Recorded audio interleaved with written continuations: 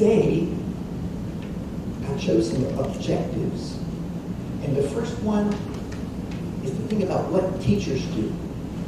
We are the teachers. We have a lot of responsibility in the classrooms. The parents come to us. The administrators come to us. So the first section of my lecture today, our workshop, will be what can language teachers do, or what can any teacher do? And I want to share with you how I use SIOP in the USA. It's a brand name. It's owned by Pearson Publishing. I have a couple books here. There's one out there. I'm sure you can get it in your library. I see some people looking familiar with this. This is the brand of teaching that I used in the USA. And my bosses would come in to see, is he using SIOP? And we would do training, and there's a lot to learn about SIOP. So I want to share that with you. I think this is something that you can do. This is a resource and a tool for you to help students. Next, what can the students do? Specifically, today I was going to think about math students and science students.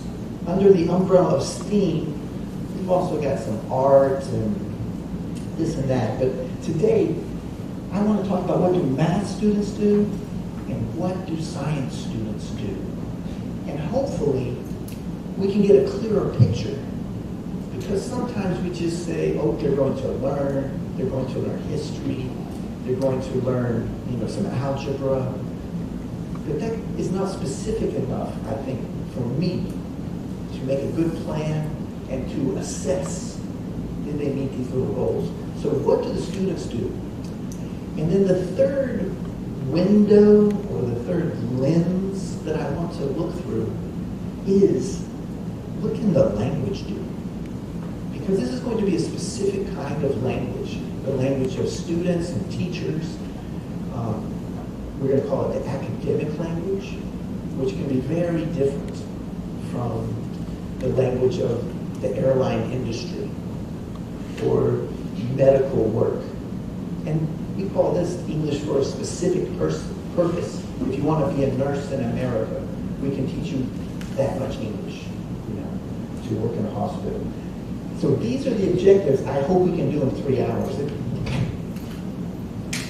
I can talk about this stuff for all day. You'll have to keep me on task. So what can teachers do? What can students do? And what will the language do? And I hope at the end of the day, if I asked you about this, you would have more ideas on these 3 topics. Now, being a language teacher, I have chosen some language objectives. And this is more specific. I'm thinking this is the way we can use some English today. We will talk about the components. That looks funny. Components of using English for math in small groups. All right, I think that was confusing. I'm not sure if we're going to do that. Talk about components. I think we're going to talk about using English for math. No components.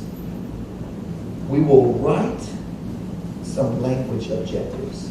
A language objective is a feature of SIOP, and I think you can use it in any lesson.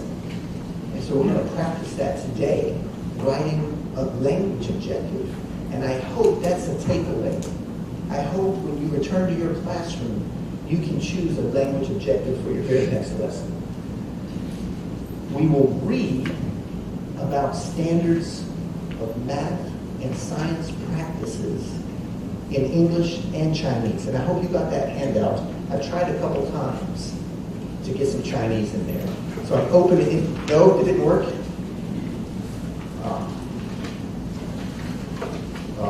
I'm sorry about that. There's no Chinese.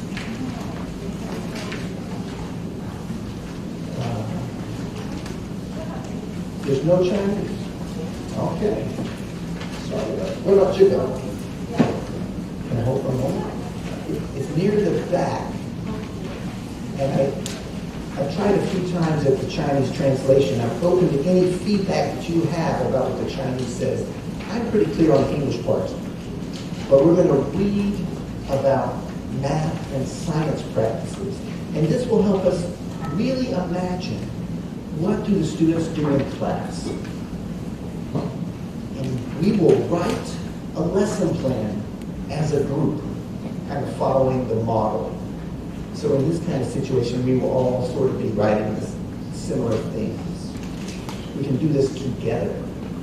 But hopefully in this way we can do some talking. Hopefully we can do some talking. We can do a little bit of writing.